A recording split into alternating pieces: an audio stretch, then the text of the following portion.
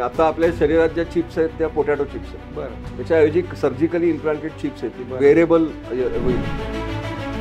तर आताचा main problem असा आहे की आपण ग्रॅज्युएट करायची एक मोठी फॅक्टरी आहे आणि उद्योगांना पण लोक पाहिजे. अच्छा. पण त्यांच्या रिक्वायरमेंट मिसमॅच.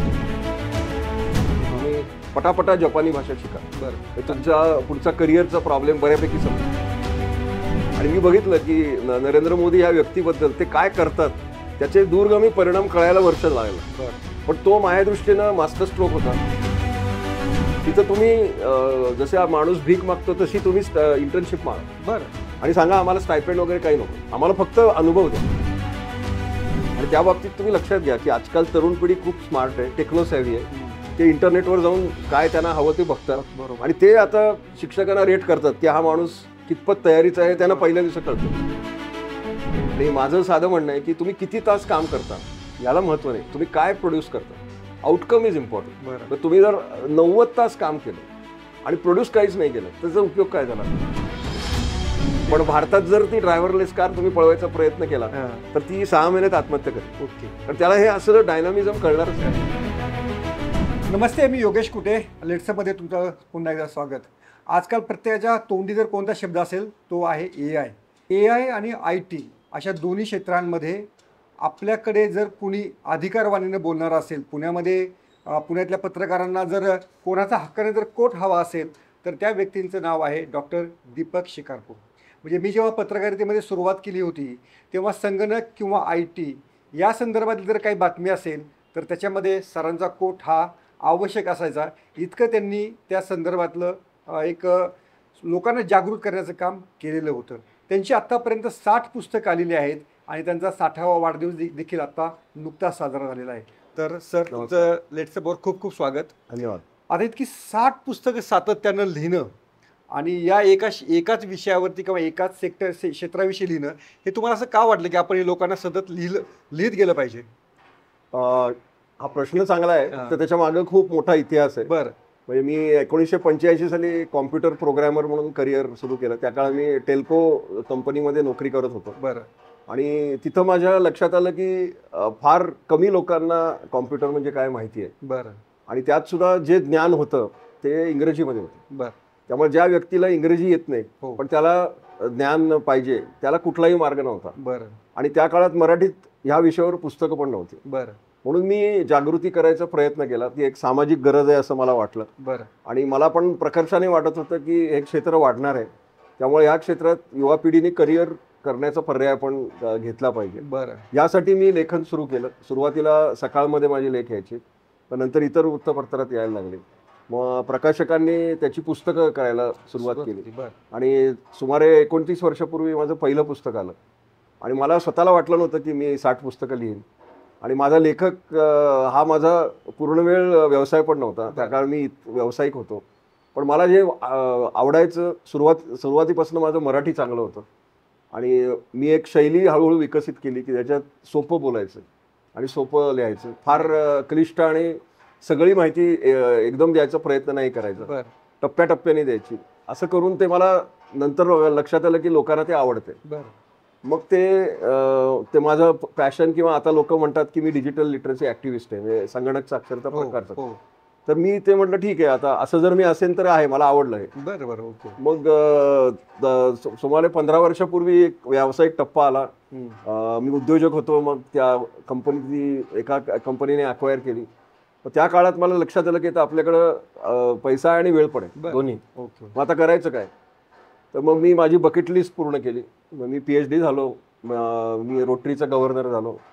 आणि मग मी लेखन जास्त करायला लागलो. म्हणजे आधी पण करतच होतो, पण आता जास्त करायला लागलो. आणि मग नंतर माझ्या लक्षात आलं की बदल हे अतिशय वेगानं घडत गेले. मोबाईल फोन आल्यामुळे तर खूप मोठी क्रांती झाली. मग याचा चांगला उपयोग कसा करता येईल. आणि मी एक ट्रॅक पकडून पुस्तक असतो, म्हणजे मी असं सगळं एकदम लिहित नाही. एक विषय घ्यायचा आणि त्याच्यावर पुस्तक. उदाहरणार्थ मी ग्रीन IT वर एक पुस्तक लिहिलंय. काल जे पुस्तक प्रकाशित झालं ते स्मार्ट आयडियाज फॉर एन्व्हायरमेंट असं आहे. म्हणजे तुम्हाला जर निसर्ग चांगला करायचा असेल तर त्यासाठी तंत्रज्ञान आणि छोट्या छोट्या गोष्टी कशा करता येईल. AI वर मी 3 पुस्तकं लिहिली आहेत.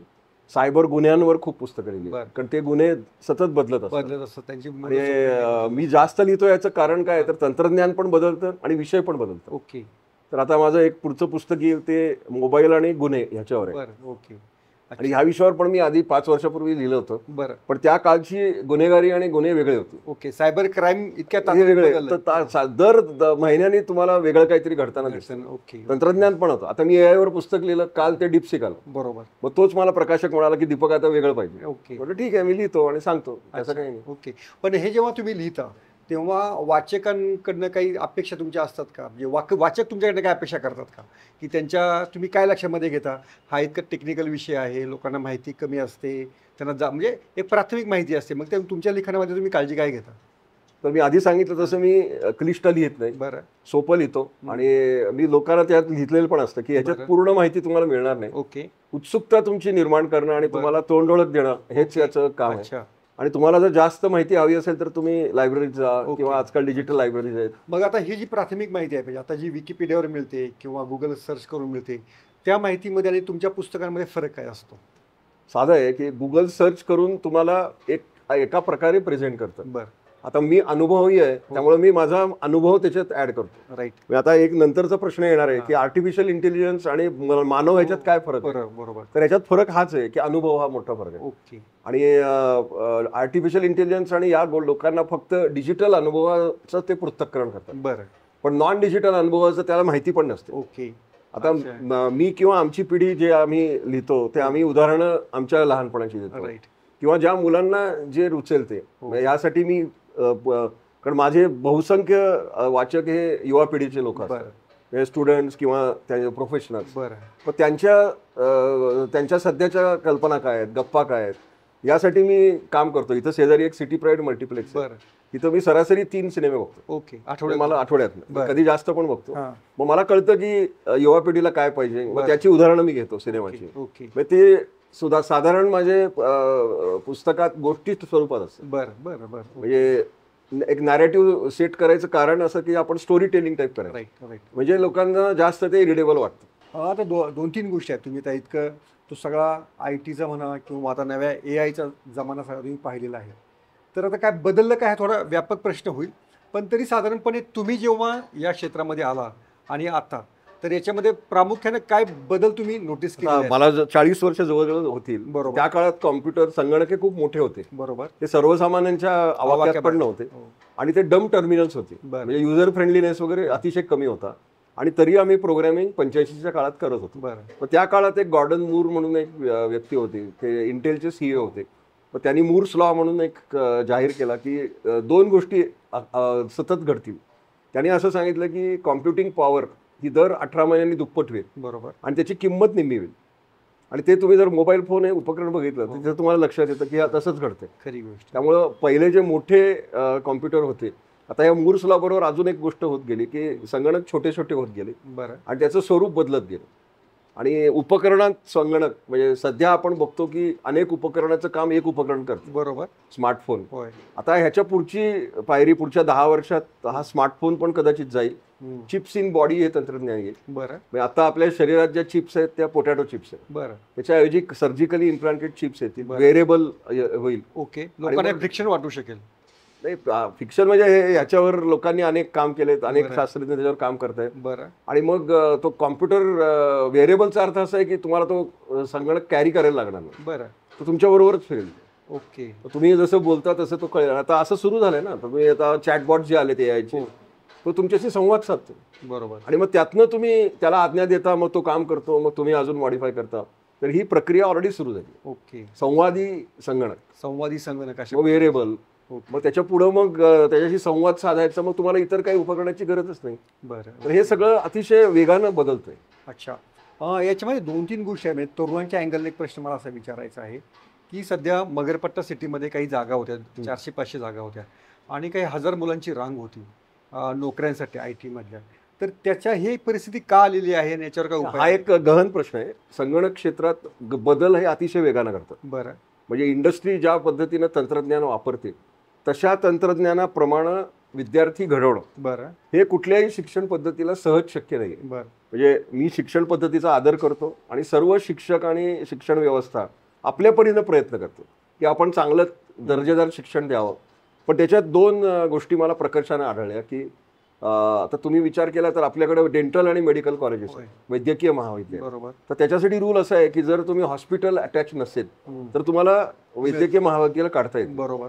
आता हाच जर रूल तुम्ही कॉमर्स आणि IT इन्स्टिट्यूट्सला केला की उद्योग जर तुमच्यापाशी नसेल तर तुम्हाला कॉलेज काढता येणार नाही, तर ही समस्या चुटकीनरशी संपेल. बरोबर. पण आत्ताचा मेन प्रॉब्लेम असा आहे की आपण ग्रॅज्युएट करायची एक मोठी फॅक्टरी आहे आणि उद्योगांना पण लोक पाहिजेत, अच्छा. पण त्यांच्या रिक्वायरमेंट मिसमॅच आहे. बरोबर. नाही मग ही जी गर्दी आहे म्हणजे मिसमॅच जो आहे एम्प्लॉयमेंट आणि आधी IT, कारण प्रत्येकाला IT मुळे पटापट हो. नोकऱ्या मिळत होत्या. आता ही परिस्थिती थोडीशी बदलली आहे का?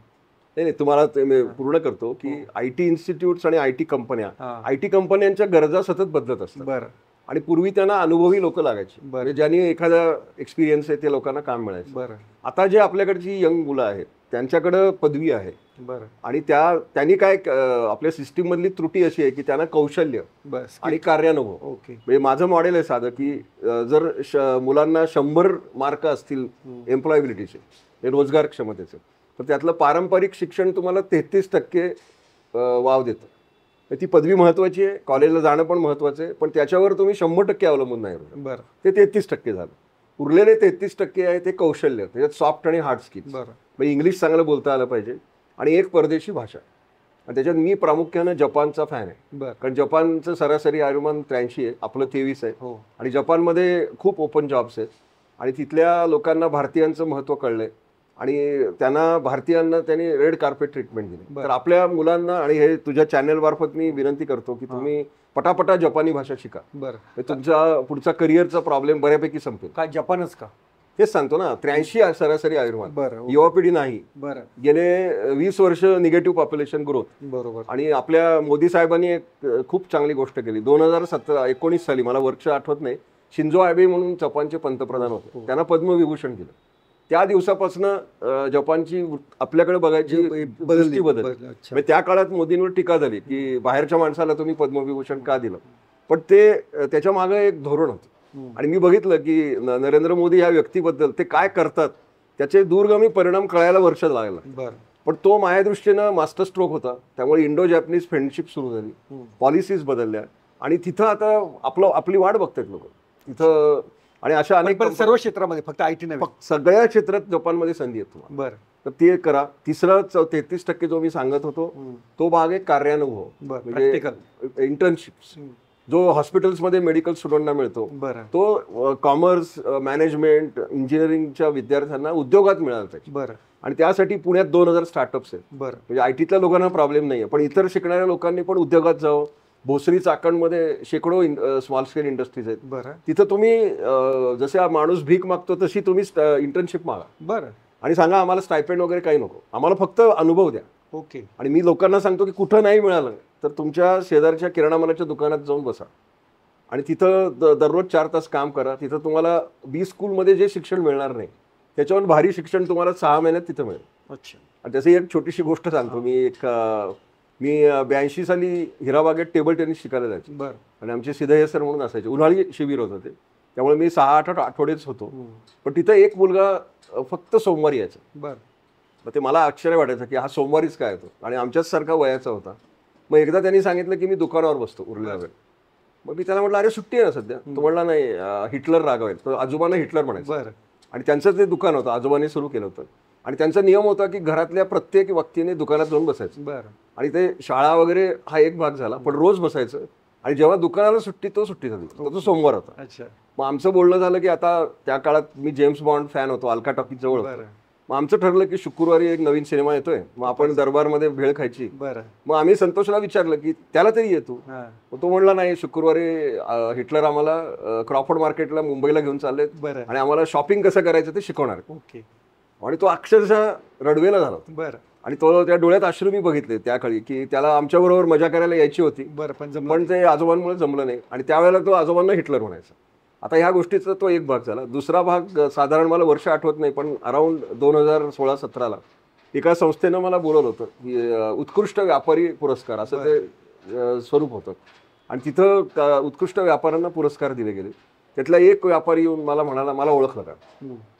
मी म्हटलं नाही ओळखलं. मग नंतर कार्यक्रमानंतर आम्ही चहापान घेत होतो, तिथं तो आला आणि तो म्हणाला मी संतोष, बरं, तो मुलगा. ओके, आलं लक्षात. हा, मग मी त्याला पहिल्यांदा, मग आम्ही बोललो मग घरी कोण असतं, मग मी त्याला प्रश्न विचारला की हिटलर कसे आहेत, हां, तर तो रडायला लागला.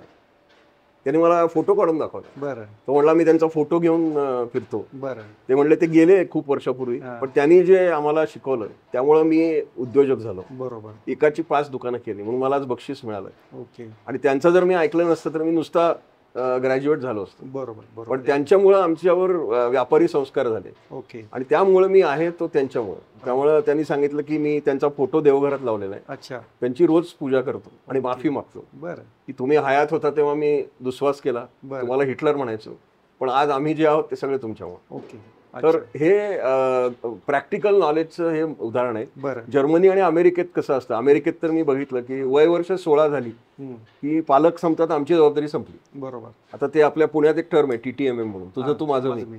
तर ते पालक अगदी सिंपल मॉडेल की तुम्हाला शिकायचं असेल तर आता तुझं तू बघ.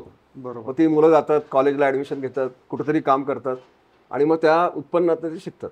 पण ह्याच्यावर एक मोठा किस्सा आहे की बराक ओबामा जेव्हा व्हाईट हाऊसमध्ये होते बरं, तेव्हा त्या आणि मिशेल एका ठिकाणी KFC मध्ये जेवायला गेले, बरं, तर त्यांना सर्व करायला त्यांचीच मुलगी आली. ओ, ओके, ती त्यावेळेला तिथं वेट्रेस म्हणून काम करत होती. तर हे एक महत्वाचं आहे की तिथं कोण माणूस काय शिकत असतो याला महत्व नाही, बरं, तो कार्यानुभव घ्यायला तुम्ही कुठलंही काम हलकं नाही. हलकं नाही, ओके, हे दुर्दैवाने आपल्या भारतीय संस्कृतीमध्ये हे विद्यार्थ्यांना पटलं पाहिजे. बरोबर. एक आता मला विचार, तुम्ही आता एज्युकेशनशी संदर्भात आहात, आता AI अनेक कॉलेजेसमध्ये शिकवतात, पण AI अजून अमेरिकेत त्याच्यावर संशोधन सुरू आहे, चीनमध्ये काहीतरी सुरू आहे, आपल्या प्राध्यापक लोकांना AI माहिती असतं का?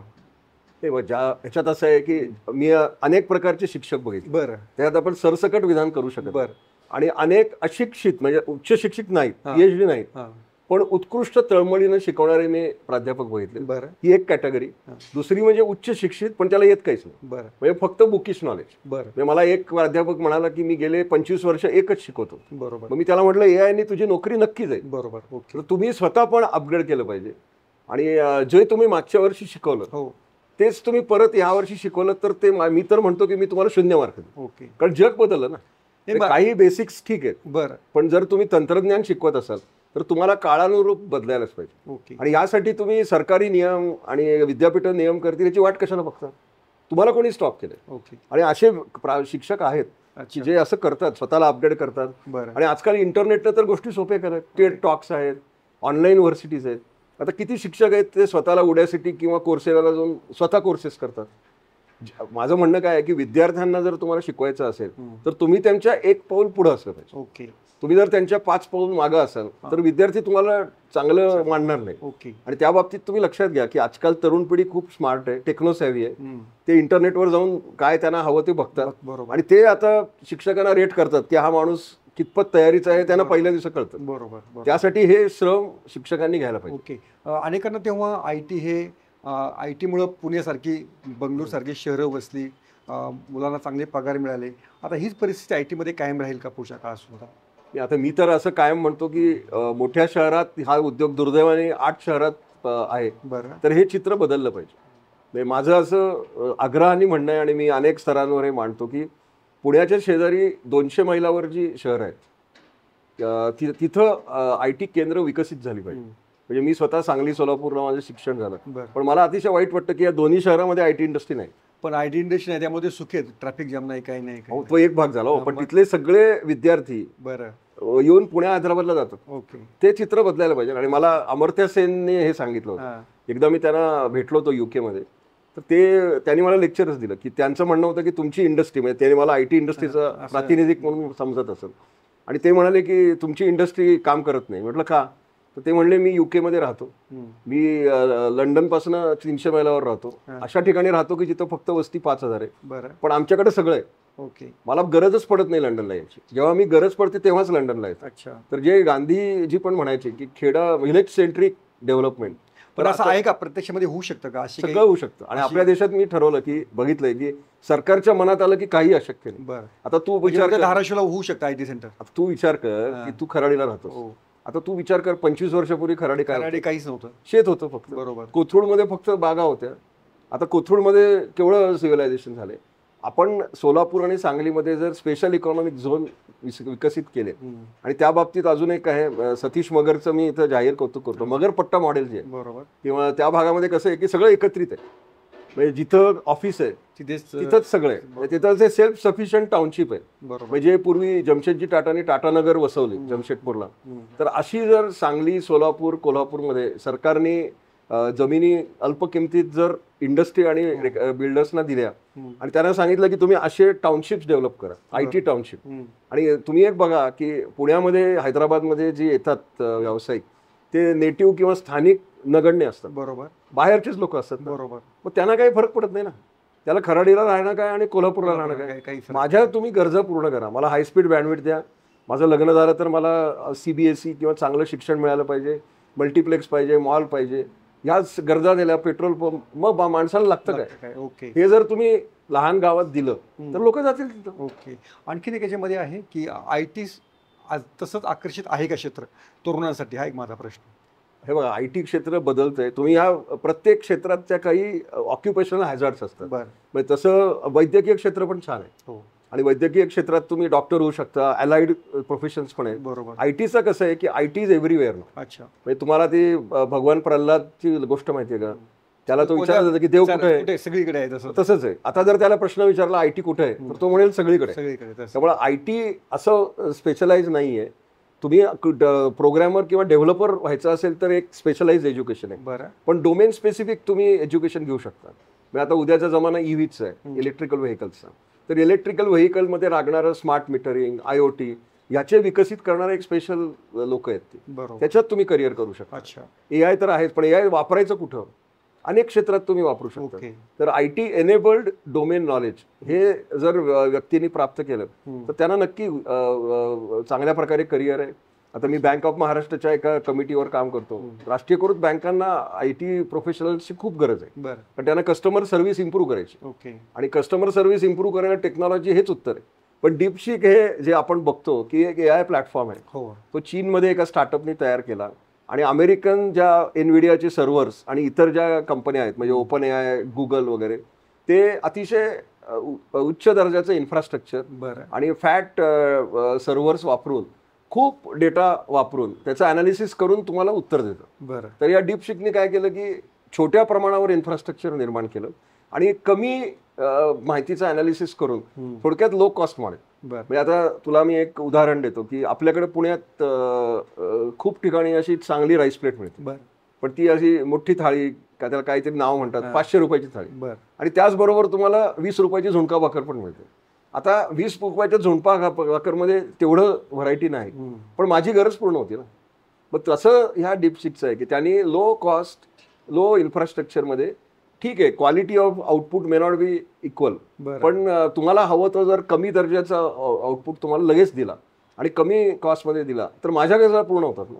तर काय जवळजवळ 70-80% लोकांच्या गरजा जर अशा प्रकारे पूर्ण होणार असतील तर ही एका दृष्टीनं प्रगत देशांना, आणि त्यामुळे अमेरिकेचं धाबं जर आणलं. एकेकाळी ते म्हणत होते की आम्ही नंबर 1 आहोत जगात. आता अशा गोष्टी जर घडायला लागल्या तर एक प्रकारचा पर्याय उपस्थित होतो. आणि त्या बाबतीत मी अश्विनी वैष्णवांचं अतिशय स्तुत्य कोट काल बघितलं की आता भारतीय AI प्लॅटफॉर्म पण मिळेल आणि आपल्याला अनेक गोष्टींसाठी परदेशांवर अवलंबून राहायचं कदाचित भविष्यात लागणार नाही. आणि आपलं सरकार ह्या गोष्टी करेल, AI ला नक्कीच पुढे आणेल. AI सिटीनी तर AI इयर जाहीर केलंय. आणि मला अतिशय आनंद वाटतो की महाराष्ट्र सरकारने पण एक AI विद्यापीठ करायचं सुरू केलंय. त्यामुळं गोष्टी अतिशय वेगानं बदलत आहेत. फक्त याचा फायदा तळागाळात जाऊन विद्यार्थ्यांपर्यंत पोहोचला पाहिजे. आणि ह्याच्यासाठी उद्योग आणि शैक्षणिक भागीदारी हेच त्याच्यावर उत्तर आहे. एक आणखीन एक प्रश्न मध्यंतरी चर्चेला आला की LNTचे जे चेअरमन होते सुब्रमण्यम, त्यांनी 90 तास काम करणं गरजेचं आहे आठवड्यामध्ये. तर खरोखर आज तशी गरज आहे त्याच्या वर्क? हे डिस्कशन सुरू झालं त्याच्या आधी नारायण मूर्ती म्हणाले होते की प्रत्येकाने 70 तास करायला पाहिजे. माझं वाढवले त्यांनी. माझं याच्यावर साधं म्हणणं आहे, कारण मी अनेक अनुभव घेतले. तुम्ही स्वतः म्हणजे सगळं होतं. मी एंटरप्रेन्योर होतो, मी CEO होतो, मी एका कंपनीचा प्रॉफिट सेक्टर हेड होतो. माझं याच्यावर साधं म्हणणं आहे की स्मार्ट वर्किंग करा. आणि माझं साधं म्हणणं आहे की तुम्ही किती तास काम करता याला महत्व नाही, तुम्ही काय प्रोड्यूस करता. Outcome is important. तुम्ही जर 90 तास काम केलं आणि प्रोड्यूस काहीच नाही केलं त्याचा उपयोग काय झाला?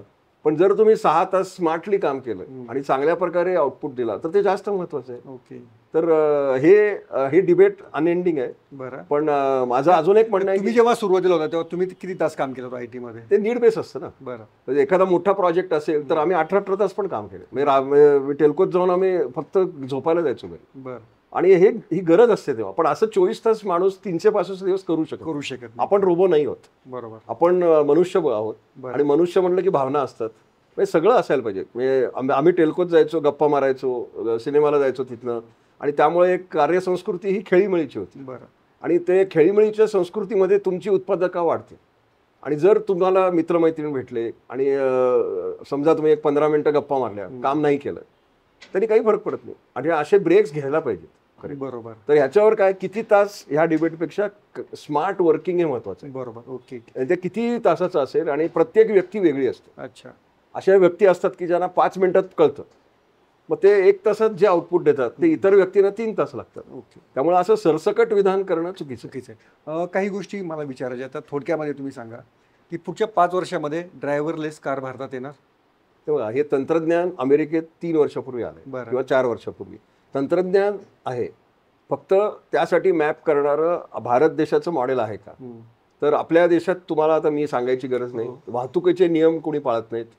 कुठनंही प्राणी येतात, कोणी कुत्रं येतं, जनावर येतं. जो मार्ग आज नो एंट्री असतो तो उद्या वन वे होऊ शकतो. आपल्याकडे अजून एक गोष्ट असते व्हीव्हीआयपी मुवमेंट. ते व्हीव्हीआयपी मुवमेंट आले की सगळे नियम बदलतात. बरोबर. आता ह्या सगळ्या ठिकाणी मी लिहून देतो की ड्रायव्हरलेस कार वेडी होईल ती.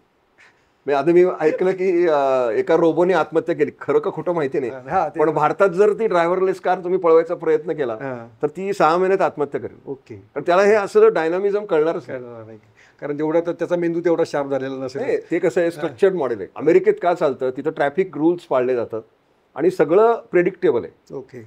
म्हणजे तुम्ही प्रेडिक्ट करू शकता. आपल्या देशात अनप्रेडिक्टेबल आहे. म्हणजे काही वेळेस आता तुम्ही गुगल मॅपवर बघा, जे अंतर तुम्हाला समजा 6 मिनिटं म्हणून सांगितलं, प्रत्यक्षात ते काही असू शकतं. आणि गुगल मॅपवर अपघात पण घडले अनेकदा की गाडी चुकीच्या ठिकाणी जातात. त्यामुळे ड्रायव्हरलेस कार्स किंवा लोक म्हणतात की AI मुळे नोकऱ्या जातील का, तर रिपिटेटिव्ह जॉब्स नक्की जातील. बरं. पण रिपिटेटिव्ह जॉब्स मध्ये तुम्ही काय काय कन्सिडर करता? क्लेरिकल जॉब्स किंवा जे मी तुम्हाला मगाशी म्हणालो की जो शिक्षक 25 वर्ष तेच शिकवते, असे सगळे जॉब जातील. पण जिथं सृजनशीलता आहे, आणि मी परत सांगतो की जिथं नॉन डिजिटल एक्सपिरियन्सेस आहे, म्हणजे मला 40 वर्षाचा अनुभव आहे, त्यातले पहिले 20 वर्ष सोशल मीडिया नव्हती, इंटरनेट नव्हता, तर ते जे अनुभव आहेत ते नॉन डिजिटल आहेत. बरं. आता ते मला कामाला येतात कारण ते माझ्या मेंदूत अजून आहेत. तर जिथं नॉन डिजिटल अनुभव आहेत तिथं AI-च्या तुम्ही एक टप्पा पुढेच असणार. लोक AI-च्या आकडे भयावह सांगतात. 1.5 कोटी नोकऱ्या जाणार, 10 कोटी नोकऱ्या जाणार.